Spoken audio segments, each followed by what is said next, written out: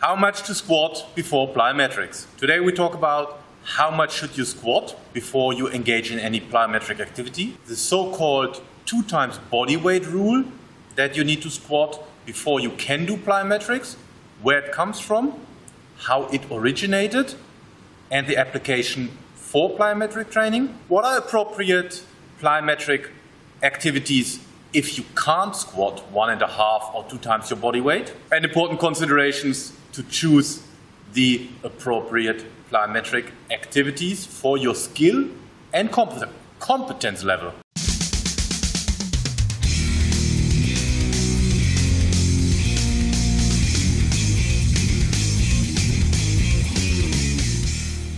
How much should you squat before you engage in plyometrics? Well, you might have heard of that 2 times body weight rule. So you need to squat 2 times your body weight before you engage in plyometric activity. Where does that actually come from?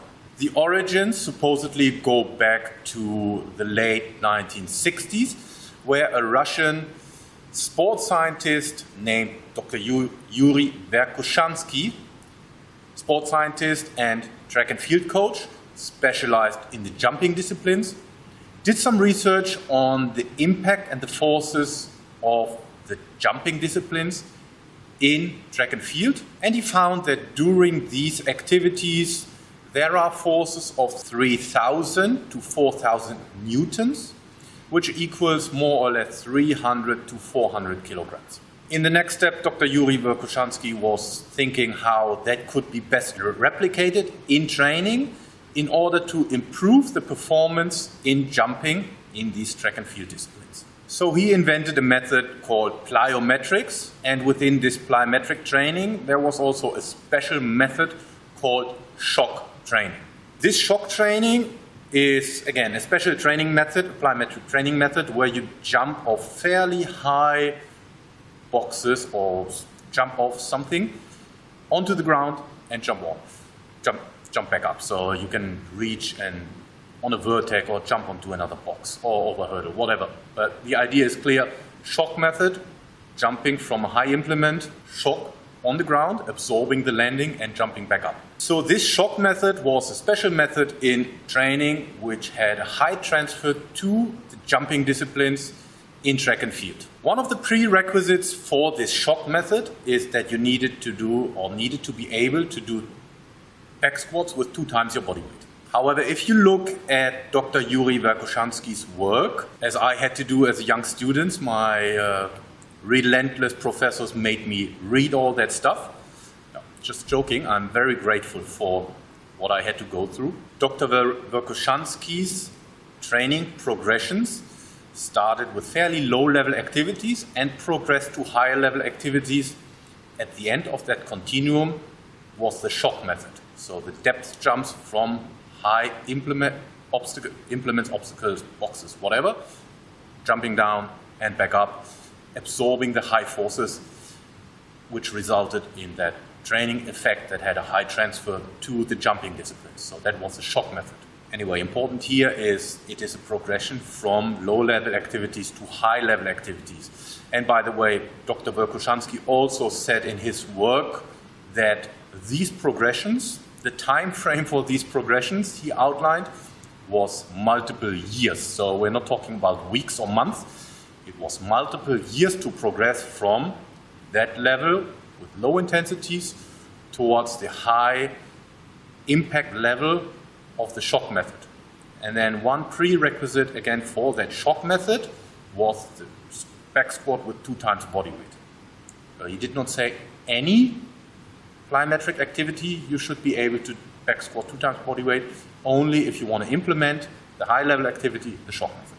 Basically, that 2 times body weight has been taken out of concept and applied so that you need to be able to do 2 times your body weight before you do plyometrics. As I've just outlined, that is not correct and taken out of concept. Verkhoshansky said, if you want to engage in these high-level activities, you need to have the strength prerequisite of squatting 2 times your body weight, but not if you are engaging in lower-level activities. Okay, so what does it mean? How much should you squat before you engage in any plyometric activity? Well, let's start with the definition of plyometrics. And in very simple words, plyometrics can be defined as activities involving a stretch shortening cycle. I've outlined that in previous videos. There are different stretch shortening cycles, a long stretch shortening cycle and a short stretch shortening cycle.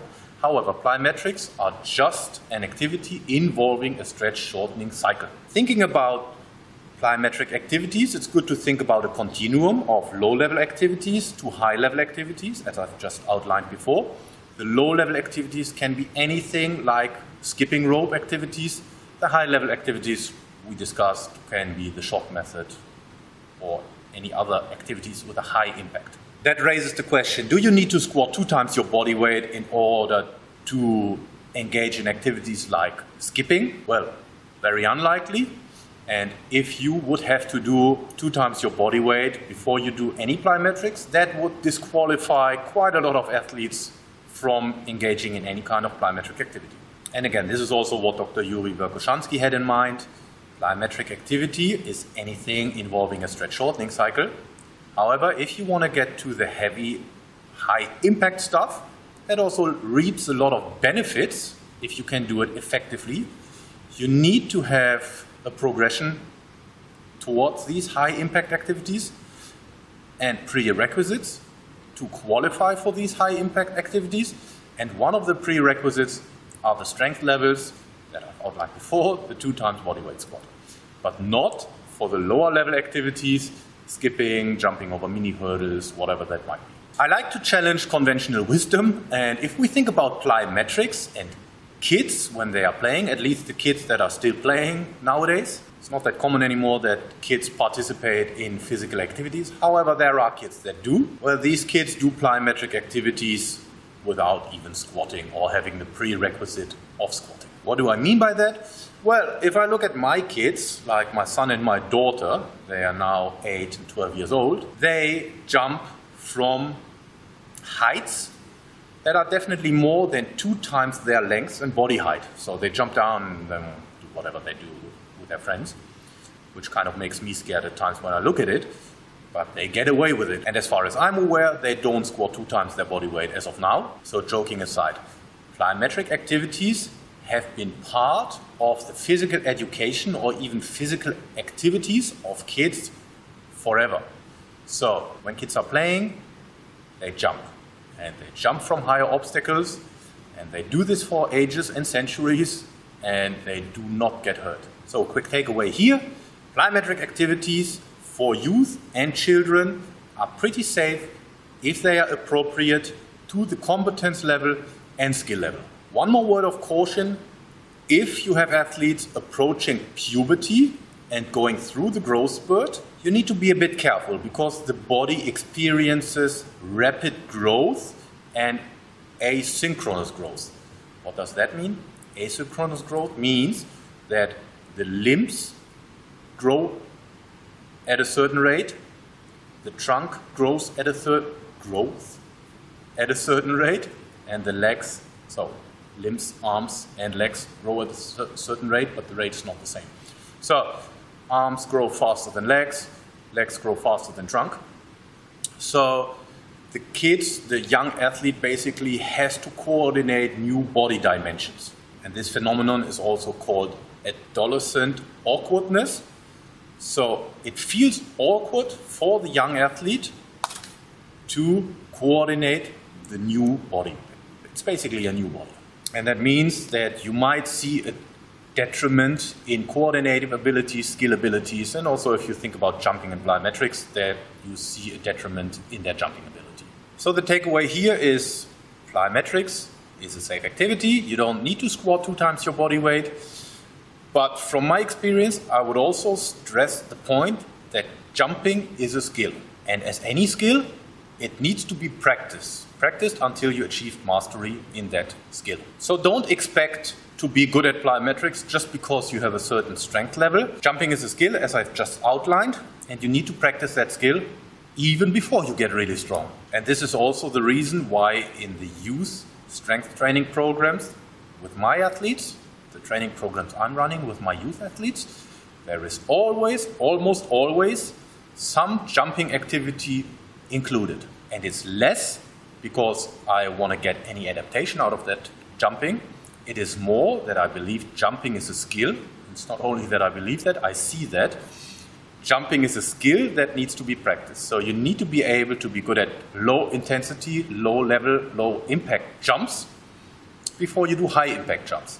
That's what I've outlined before. Don't expect you're strong now and can squat 2 times your body weight and then suddenly do any kind of jumping. You will fail miserably if you don't know how to jump. Quick takeaway, jumping is a skill. Practice the skill as soon as you engage in any physical activity or any regular and structured physical activity. Okay, to wrap it up, how much should you squat before you do any plyometrics? We talked about the origins of the 2 times bodyweight squat from Dr. Yuri Verkhoshansky, and that it is prerequisite in his coaching and teaching progression for the high impact activities. It's not a general rule. We discussed the definition of plyometric training, that plyometrics basically is an activity involving a stretch shortening cycle, and that plyometrics, you can look at plyometrics as a continuum from low-level activities to high-level activities. Within that continuum, you should look where your skill and competence level is, or the skill and competence level of your athletes, and then choose the appropriate exercises, low, medium, high impact, high level activities. When coaching young athletes and youth athletes during puberty, you need to be careful because they go through the growth spurt